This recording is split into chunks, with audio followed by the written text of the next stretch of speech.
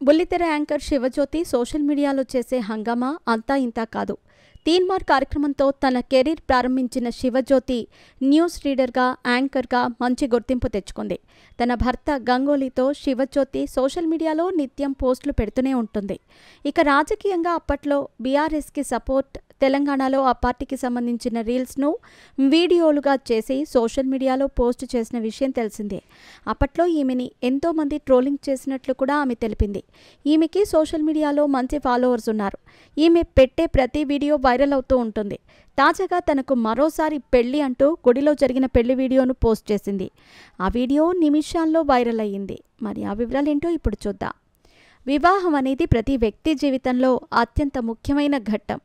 శివజ్యోతి తన జీవితంలో మరో కొత్త అధ్యాయాన్ని ప్రారంభిస్తున్నానంటూ తన పెళ్లి రోజు సందర్భంగా మరోసారి పెళ్లి చేసుకుని ఓ వీడియోను సోషల్ మీడియా వేదికగా షేర్ చేసింది. శివజ్యోతి గంగోలీని ప్రేమించి పెళ్లి చేసుకున్నారు. వీరి ప్రేమ గురించి వారి గ్రామంలో తెలిసి ఇంట్లో నుంచి కట్టుబట్టలతో బయటకు వచ్చిన విషయం తెలిసిందే. ఆ తర్వాత 3 సంవత్సరాలు గంగోలీ ఆమెని హైదరాబాద్లో హాస్టల్లో ఉంచి చదివించిన విషయం ఆమె బిగ్ బాస్ వేదికగా తెలిపారు. ఇక వీరిద్దరి పెళ్లై 10 సంవత్సరాలు పూర్తయిన సందర్భంగా మళ్లీ మరోసారి గుడిలో వివాహం చేసుకున్నారు.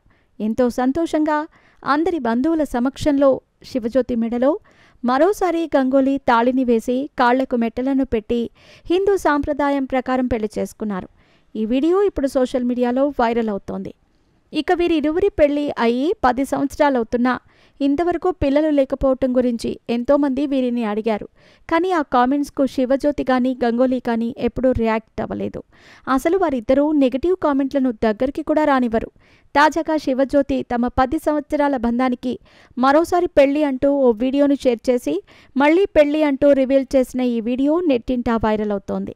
శివజ్యోతి తన వ్యక్తిగత విషయాలను, డ్రెస్సింగ్, మేకప్ గురించి వీడియోలను చేస్తూ వాటిని అభిమానులతో పంచుకుంటూ ఉంటుంది. ఈమెను ఎంతోమంది నెగిటివ్గా కామెంట్లు చేసినా అవేమీ పట్టించుకోకుండా తన పనేదో తాను చేసుకుంటూ పోతుంది.